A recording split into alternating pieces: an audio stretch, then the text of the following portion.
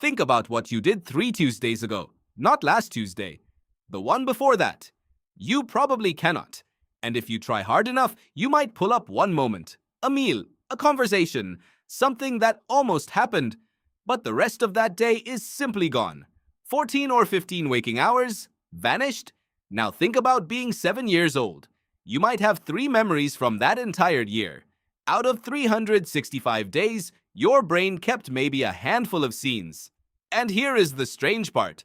That is not a failure. That is the system working exactly as designed. Your brain is not a recording device. It never was. Neuroscientist Endel Tulving spent decades studying what he called episodic memory, the kind that stores specific personal experiences.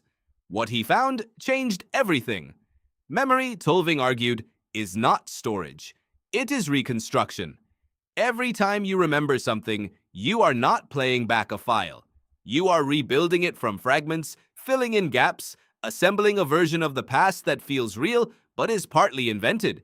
Your brain does not save everything because saving everything would be catastrophically inefficient.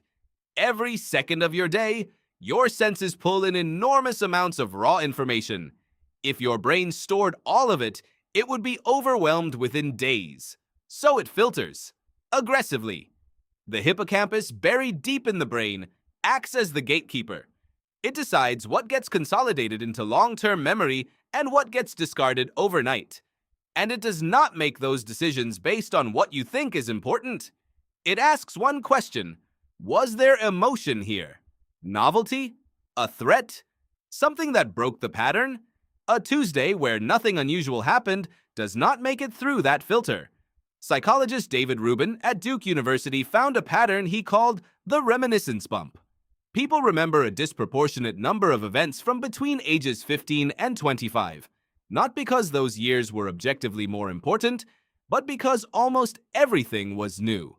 First loves, first jobs, first time your beliefs were seriously challenged. Novelty is the brain's signal that something is worth keeping. After that window, life becomes more routine. The same commute, the same faces, the same rhythm. And routine is the enemy of memory. When the brain finds nothing new to anchor an experience to, it stores it as a category rather than an event. Tuesday becomes just another Tuesday, and years start to feel like they passed in weeks. Researcher Mark Wittman has shown that the subjective experience of time is directly linked to the density of memorable events. A week packed with new experiences feels longer in memory than a month of identical days. Your life does not feel short because it is short. It feels short because most of it left no mark. And here is what should change how you spend a Tuesday. The filter is not fixed. Novelty creates memories. New environments, new people, new skills, new discomforts. These are the conditions under which the hippocampus decides to pay attention. Emotion deepens in coding. The more fully you inhabit a moment, the more likely it survives the overnight process that determines what makes it to next year, next decade. Most of your life has already been lost. That is simply true. But the mechanism that lost it is still running right now, making the same decisions about today that it made about every Tuesday before it.